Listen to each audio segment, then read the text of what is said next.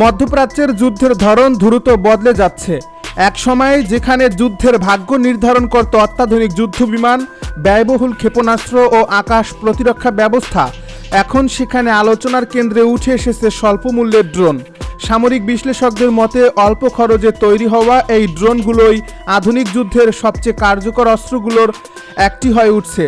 বিশেষ করে ইরানের ড্রোন প্রযুক্তির দ্রুত উন্নয়ন মধ্যপ্রাচ্যের নিরাপত্তা কাঠামোকে নতুন করে ভাবতে বাধ্য করছে। সৌদি আরব, সংযুক্ত আরব আমিরাত, কাতার, কুয়েত থেকে শুরু করে পুরো উপসাগরীয় অঞ্চল এখন নিজেদের আকাশ প্রতিরক্ষা ব্যবস্থাকে আরও শক্তিশালী করার পরিকল্পনা হাতে নিয়েছে। ইরানের সামরিক কৌশলের অন্যতম বড় বৈশিষ্ট্য হল তুলনামূলক কম খরচে তৈরি ড্রোন ব্যবহার করে প্রতিপক্ষের বহুগুণ বেশি দামের সামরিক সরঞ্জামকে অকার্যকর করে দেওয়া। একটি ড্রোনের মূল্য যেখানে কয়েক হাজার ডলারের মধ্যে সীমাবদ্ধ, সেখানে সেটিকে প্রতিহত করতে ব্যবহৃত ইন্টারসেপ্টর ক্ষেপণাস্ত্রের দাম কয়েক লাখ থেকে কয়েক মিলিয়ন ডলার পর্যন্ত হতে পারে। এই অসম ব্যয়ের সমীকরণই আধুনিক যুদ্ধের সবচেয়ে বড় চ্যালেঞ্জ হয়ে দাঁড়িয়েছে। এর ফলে প্রতিটি ড্রোন হামলা শুধু সামরিক ক্ষতিই নয়, প্রতিপক্ষের অর্থনৈতিক সক্ষমতার উপরও বড় ধরনের চাপ সৃষ্টি করছে। এই বাস্তবতা মাথায় রেখেই মধ্যপ্রাচ্যের বিভিন্ন দেশ এখন প্রচলিত প্রতিরক্ষা ব্যবস্থার পাশাপাশি নতুন ধরনের সুরক্ষা কৌশল গ্রহণ করছে। শুধু ক্ষেপণাস্ত্র বা রাডার নয়, ড্রোন প্রতিরোধের ধাতব খাঁচা, ইস্পাতের জাল এবং বিশেষ সুরক্ষা কাঠামো নির্মাণের কাজেও দ্রুত এগিয়ে চলছে।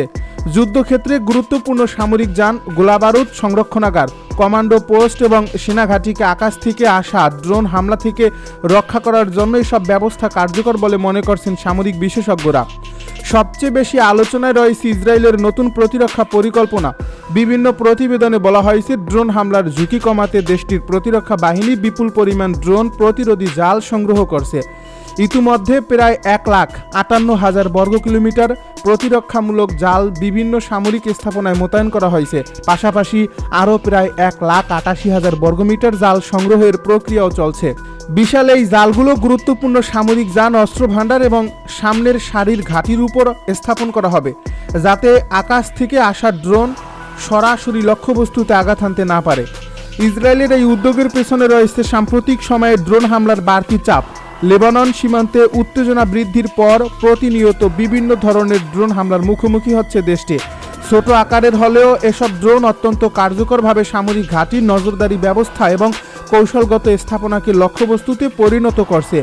এর ফলে ব্যয়বহুল ক্ষেপণাস্ত্র দিয়ে প্রতিটি ড্রোন ধ্বংস করা দীর্ঘমেয়াদে আরও অর্থনৈতিকভাবে টেকসই নয়। সেই কারণেই তুলনামূলক কম ব্যয়ের প্রতিরক্ষামূলক জাল এবং ধাতব কাঠামো এখন গুরুত্ব পাচ্ছে। শুধু ইসরায়েলই নয়, সংযুক্ত আরব আমিরাত সহ উপসাগরীয় অঞ্চলের আরও কয়েকটি দেশ একই ধরনের প্রতিরক্ষা কৌশল গ্রহণের দিকে এগোচ্ছে। সামরিক ঘাঁটি, বিমান ঘাঁটি, তেল স্থাপনা এবং গুরুত্বপূর্ণ অবকাঠামোর চারপাশে ড্রোন প্রতিরোধী ব্যবস্থা গড়ে তোলার পরিকল্পনা ইতিমধ্যে বিভিন্ন পর্যায়ে রয়েছে। কারণ সাম্প্রতিক বছরগুলোতে দেখা গেছে স্বল্প মূল্যের ড্রোন দিয়ে পরিচালিত হামলা অনেক সময়ে প্রচলিত আকাশ প্রতিরক্ষা ব্যবস্থাকে ফাঁকি দিতে সক্ষম হয়েছে। এই নতুন প্রতিরক্ষা ধারণার অনুপ্রেরণা এসেছে ইউক্রেন যুদ্ধ থেকে। রাশিয়া ও ইউক্রেনের সংঘাতে উভয় পক্ষই ব্যাপকভাবে ড্রোন ব্যবহার করছে।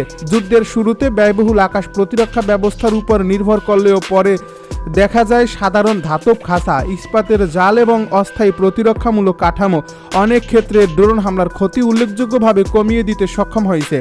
এর ফলে যুদ্ধক্ষেত্রে ট্যাঙ্ক, সাঁজোয়া যান, আর্টিলারি ইউনিট, গোলাবারুদ সংরক্ষণাগার এবং জ্বালানি ডিপুর উপর ধীরে ধীরে এমন প্রতিরক্ষামূলক কাঠামো নির্মাণ শুরু হয়। বিশ্লেষকদের মতে আধুনিক যুদ্ধে এখন শুধু আক্রমণ নয়, প্রতিরক্ষার ধরনও বদলে যাচ্ছে। আগে যেখানে আকাশ প্রতিরক্ষা মানেই ছিল অত্যাধুনিক ক্ষেপণাস্ত্র ব্যবস্থা, এখন সেখানে সাধারণ ইস্পাতের জালও গুরুত্বপূর্ণ ভূমিকা পালন করছে। কারণ একটি ছোট ড্রোন যদি সরাসরি লক্ষ্যবস্তুতে আঘাত হানতে না পারে, তাহলে তার ধ্বংস ক্ষমতা অনেকটাই কমে যায়। এর ফলে খুব কম খরচে বড় ধরনের সামরিক সম্পদ রক্ষা করা সম্ভব হচ্ছে। ড্রোনের আরেকটি বড় সুবিধা হলো দ্রুত উৎপাদন সক্ষমতা। আধুনিক প্রযুক্তির কারণে হাজার হাজার ড্রোন অল্প সময়ের মধ্যেই তৈরি করা সম্ভব। এর ফলে যুদ্ধের সময় ব্যাপক সংখ্যায় একযোগে ড্রোন হামলা চালানো এখন আর কঠিন নয়। প্রতিপক্ষ যত উন্নত আকাশ প্রতিরক্ষা ব্যবস্থাই ব্যবহার করুক না কেন, শত শত কিংবা হাজার হাজার ড্রোন একসঙ্গে আক্রমণ করলে সবগুলো প্রতিহত করা অন্তত কঠিন হয়ে পড়ে। এই কৌশলই বর্তমান যুদ্ধের অন্যতম বড় বাস্তবতা হিসেবে দেখা দিচ্ছে। সামরিক পর্যবেক্ষকদের ভাষায় যুদ্ধের ভবিষ্যৎ এখন অনেকটাই নির্ভর করছে কম খরচে সর্বোচ্চ ক্ষতি করার সক্ষমতার উপর। এই কারণে ছোট আকারের ড্রোন শুধু নজরদারি নয়, হামলা, গোয়েন্দা তথ্য সংগ্রহ, লক্ষ্য নির্ধারণ এবং প্রতিপক্ষের প্রতিরক্ষা ব্যবস্থাকে বিভ্রান্ত করার কাজেও ব্যবহৃত হচ্ছে।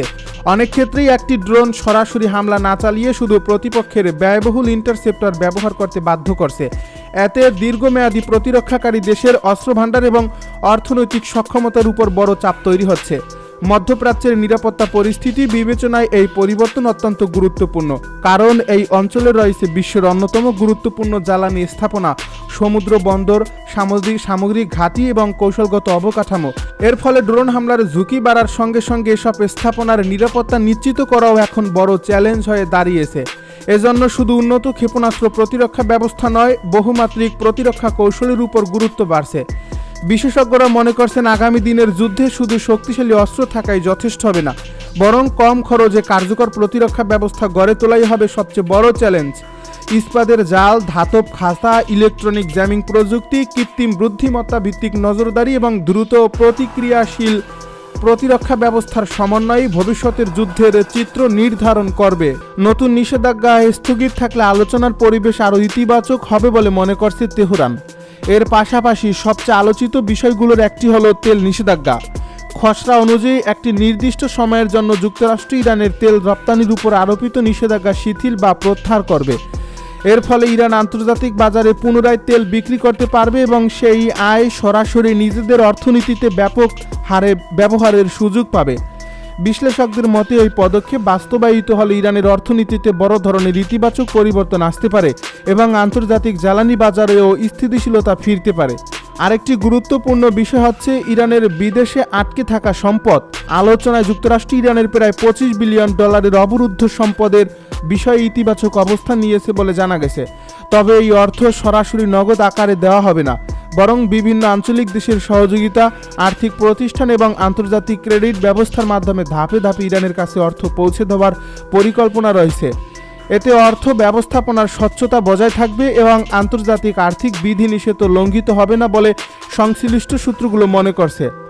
পারমাণবিক কর্মসূচির বিষয়েও ইরান বেশ কিছু প্রতিশ্রুতি দিয়েছে। খসড়া অনুযায়ী তেহরান স্পষ্টভাবে জানিয়েছে যে তারা পারমাণবিক অস্ত্র তৈরি করবে না এবং এমন কোনো কর্মসূচিও পরিচালনা করবে না যার মাধ্যমে পরমাণু অস্ত্র অর্জনের সম্ভাবনা তৈরি হয়। এর পাশাপাশি চূড়ান্ত চুক্তি সম্পন্ন না হওয়া পর্যন্ত ইউরেনিয়াম সমৃদ্ধকরণের মাত্রা বাড়ানো হবে না এবং নতুন কোনো পারমাণবিক স্থাপনা সম্প্রসারণের উদ্যোগ নেওয়া হবে না। এই প্রতিশ্রুতিকে ইতিবাচক হিসেবেই দেখছে আন্তর্জাতিক কূটনৈতিক মহল। এদিকে ইরানের পররাষ্ট্রমন্ত্রী আব্বাস আরাকচি এক সাক্ষাৎকারে জানিয়েছেন, আলোচনার চূড়ান্ত ধাপ সফলভাবে সম্পন্ন হলে সমঝোতা স্মারকটি আধুনিক অনলাইন পদ্ধতিতে স্বাক্ষর করা হতে পারে।